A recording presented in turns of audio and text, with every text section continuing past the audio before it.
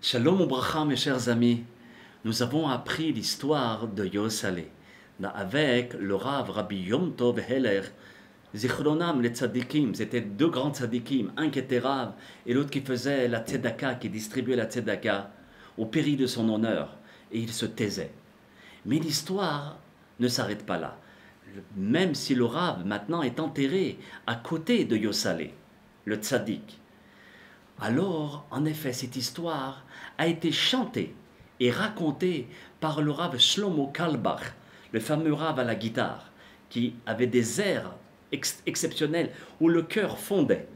Et le Rav Shlomo Kalbach est en voyage aux États-Unis et il participe à un congrès où participaient plusieurs évêques, des curés, des imams de toutes les religions. Et dans ce congrès, chacun a prononcé un discours éloquent. Chacun était vraiment au meilleur de son être.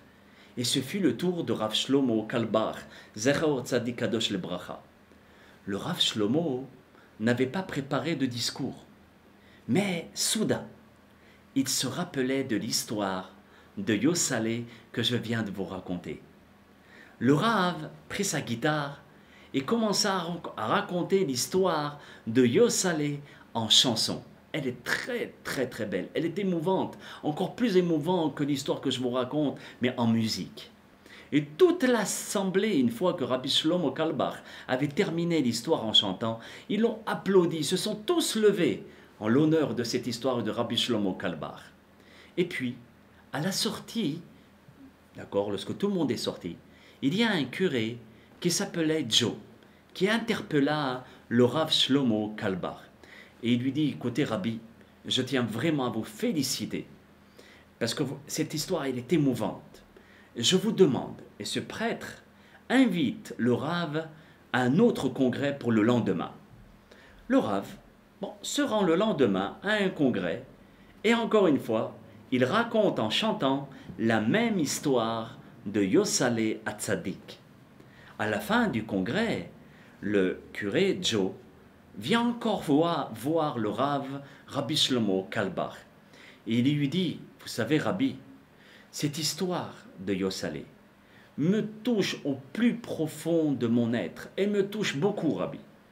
Et je n'arrive même pas à dormir parce que je pense qu'à cette histoire. Joe le prêtre demande au Rav de revenir le lendemain afin de raconter cette histoire à d'autres personnes. Mais le Rav, cette fois-ci, explique au prêtre, Joe, qu'il devait rentrer en Israël et qu'il avait des responsabilités là-bas.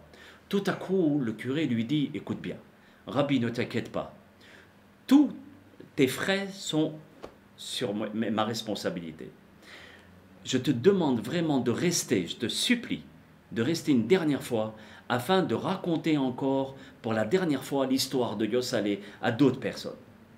Bon, le Rav a accepté et le Rav se rendit le lendemain à un autre congrès où il y avait encore plus de monde. Et il raconta avec des chants émouvants encore l'histoire de Yosalé.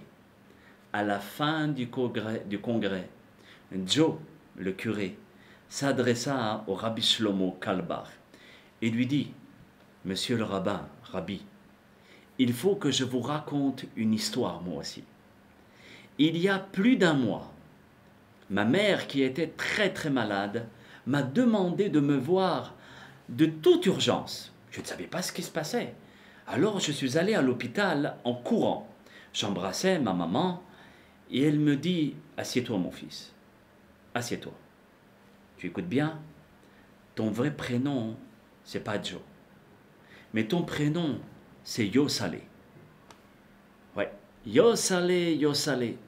Oui, mon fils, tu es un juif. » C'est sûr que le prêtre raconte à Rabbi Shlomo qu'il était pris de panique. Il était complètement déséquilibré. Moi, Joe, le curé, je suis juif? C'est pas possible. Ma mère me raconta qu'elle était dans les camps de concentration et qu'elle a été sauvée par un soldat américain.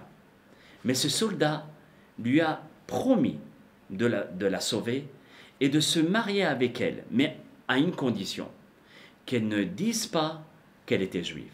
Et c'est ainsi que ma mère a caché qu'elle était juive. Et moi, je pensais que j'étais un bon chrétien au point de devenir prêtre.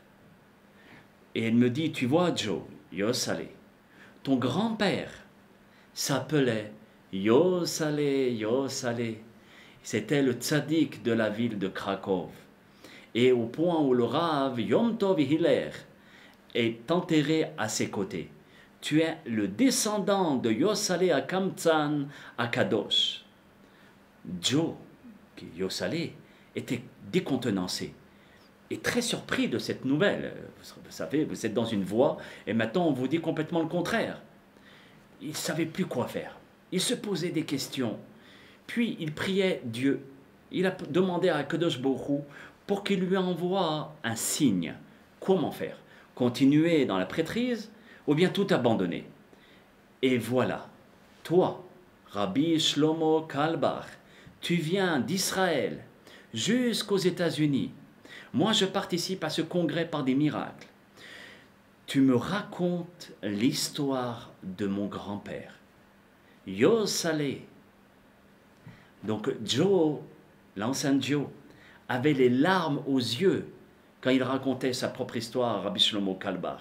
Et il dit au Rav qu'à partir de maintenant, il a reçu le signe d'Akadosh Baruch Hu et qu'à partir d'aujourd'hui, il va prendre toutes les dispositions pour refaire toute sa vie et qu'il abandonne tout ici afin de partir en Israël. Pendant 6 ans, le Rav se demandait qu'est-ce qu'il en était devenu de Yossale, Joe. Parce que lui, il était en Israël, mais il savait qu'il y avait ce Joe, Yossale, descendant de Yossale, Yossale Tzadik, en Israël. 6 ans après, mes chers amis, le Rabbi Shlomo Kalbach reçoit une lettre et une carte d'invitation où on l'invite au mariage de Yossale. Et c'est là où Yossale se marie avec une tzadékette, où il a des petits-enfants Yossale, afin de pouvoir continuer la voie de la Torah. Que Be'ezrat Hashem, mes chers amis, que le mérite de Rabbi Yom Tov Hiller et que le mérite de Yossale, à Tzadik, et Yossale qui vit dans nos générations, puissent nous protéger et qu'on puisse être toujours dans les voies de la Torah à Kedosha. Je vous remercie de votre attention et à très bientôt pour d'autres histoires, si Dieu veut, de Tzadikim à Kedoshim. À très bientôt.